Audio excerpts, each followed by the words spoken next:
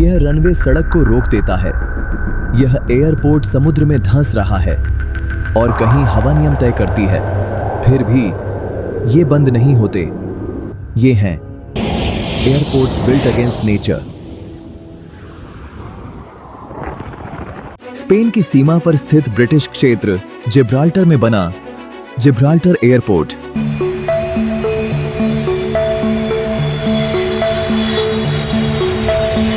1.5 kilometre runway और उसके बीच से गुजरती है विंस्टन चर्चिल एवेन्यू, स्पेन की सीमा तक जाने वाली मुख्य सड़क। जब विमान उतरता है, सुरक्षा बैरियर गिरते हैं, ट्रैफिक रुक जाता है, बिल्कुल रेलवे क्रॉसिंग की तरह। यह टेम्परेरी सॉल्यूशन नहीं था। द्वितीय विश्व युद्ध के दौरान इस एयरपोर्ट का निर्माण एक पुराने रेसकोर्स की जमीन पर किया गया। जगह सीमित थी, एक तरफ समुद्र, दूसरी तरफ शहर, तीसरी तरफ सीमा। विस्तार का विकल्प लगभग शून्य, लेकिन असली जोखिम ट्रैफिक नहीं, रॉक ऑफ जिब्राल्टर है जो हवा के प्रवाह को मोड़ देता है। क्रॉसविंड अचानक बढ़ सकता है, रनवे छोटा है, समुद्र नजदीक है। यहां गलती पायलट की नहीं, वातावरण की होती है। और फिर भी यह एयरपोर्ट रोज ऑपरेट करता है। 2023 में एक सुरंग खोली गई ताकि वाहन रनवे के नीचे से गुजर सकें, लेकिन पैदल यात्री आज भी रनवे पार कर सकते हैं। यह सिर्फ असामान्य नहीं है, यह शहरी समझौते का उदाहरण है। लेकिन यहां जमीन कम थी। अब सोचिए, अगर रनवे ही बेहद छोटा हो।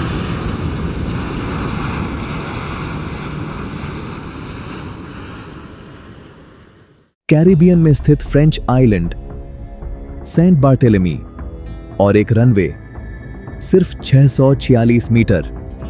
यही है गुस्टाव III एयरपोर्ट। एक तरफ पहाड़ी, दूसरी तरफ सेंट जीन बीच। बीच में गलती की जगह लगभग शून्य। विमान सीधे अप्रोच नहीं करते, पहले पहाड़ी के ऊपर से गुजरते हैं, फिर तेजी से नीचे उतरते हैं, लेकिन पूरी सटीकता के साथ। नीचे सड़क, उसके आगे रनवे और उसके बाद समुद्र। यहां जेट एयरलाइनर नहीं उतरते, सिर्फ छोटे टर्बोप्रॉप एयरक्राफ्ट जैसे ट्विन ऑन्टर या पिलट्स PC-12, 19 सीटों से कम। क्यों? क्योंकि यहां ब्रेकिंग की गुंजाइश सीमित है। पायलटों को विशेष सर्टिफिकेशन चाहिए, सामान्य लाइसेंस पर्याप्त नहीं। यदि टचडाउन सही स्थान पर न हो, गो अराउंड तुरंत दूसरा मौका नहीं मिलता। यहां पायलट सिर्फ यह तय नहीं करते कि कब उतरना है, बल्कि यह तय करते हैं कि कहां उतरना है। ऑपरेशन केवल दिन के उजाले में ही होता है। 1950 में रेमी डी हैनन ने यहां पहली लैंडिंग की थी। तब यह घास का मैदान था। आज यह इंजीनियरिंग नहीं, एक्यूरेसी का परीक्षण है। लेकिन यहां चुनौती दूरी थी। अब देखिए, जब रनवे सीमित हो और इंजन पूरी ताकत से दहाड़े। एजियन सी, ग्रीस का एक छोटा द्वीप स्कियाथोस, और यहां बना है एक रनवे लगभग 1600 मीटर। यही है स्कियाथोस एयरपोर्ट। 1972 में इसका निर्माण हुआ। समुद्र में जमीन बनाकर स्कियाथोस के मुख्य द्वीप को पास के छोटे लाजारेटा द्वीप से जोड़ा गया। जगह सीमित थी, अप्रोच समुद्र के ऊपर से। विमान बहुत कम ऊंचाई पर सड़क और समुद्र तट के ऊपर से गुजरते हैं। दृश्य आकर्षक होता है,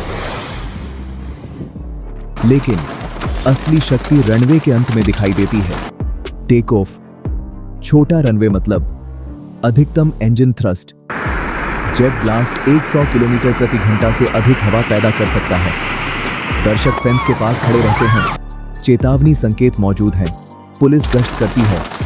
फिर भी हर साल लोग हवा के दबाव से गिरते हैं। यह विफलता नहीं है, यह एरोडायनामिक्स है। पायलटों को विशेष प्रशिक्षण दिया जाता है। ऑपरेशन नियंत्रित है, यात्रियों के लिए सुरक्षित है।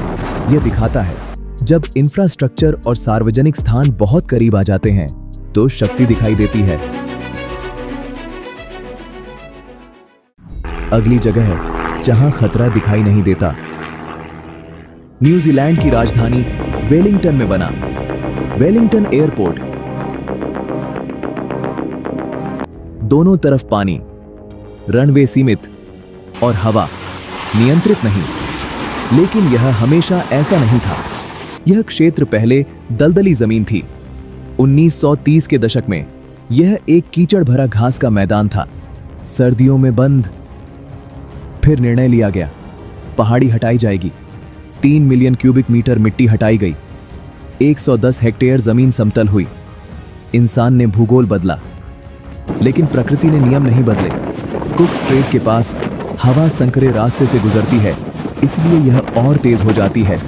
रनवे हवाओं की दिशा के साथ सीधा नहीं है, मतलब लैंडिंग सीधी नहीं है। हर सेकंड सुधार।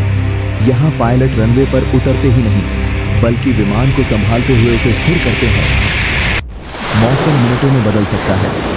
यहां चेतावनी कम मिलती है, प्रतिक्रिया ज्यादा देनी पड़ती है। हवा दिखाई नहीं देती, लेकिन उसका असर साफ महसूस होता है। लेकिन हवा ही एकमात्र चुनौती नहीं है।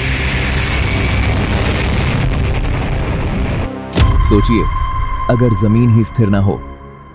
जापान के ओसाका बे में पानी के बीच एक कृत्रिम द्वीप, कांसाई इंटरनेशनल एयरपोर्ट 1994 में खुला। 3 पहाड़ समतल किए गए। उनकी मिट्टी से 20 मीटर गहरे समुद्री क्षेत्र को भरा गया। एक पूरा द्वीप बनाया गया। फिर असली समस्या शुरू हुई। समुद्र तल की मिट्टी मुलायम थी, जिस कारण वो धीरे धीरे दबती रही। निर्माण के बाद से एयरपोर्ट 11 मीटर से अधिक धंस चुका है, और यह प्रक्रिया अभी भी जारी है। यह हर साल की गणना है, लेकिन यह अंतिम परीक्षा नहीं थी। 1995 कोबे भूकंप, मैग्नीट्यूड 6.7। शहर को भारी नुकसान हुआ, लेकिन एयरपोर्ट की मुख्य संरचना सुरक्षित रही। कोई बड़ा नुकसान नहीं हुआ। यह संयोग नहीं था, यह पूर्वानुमान था।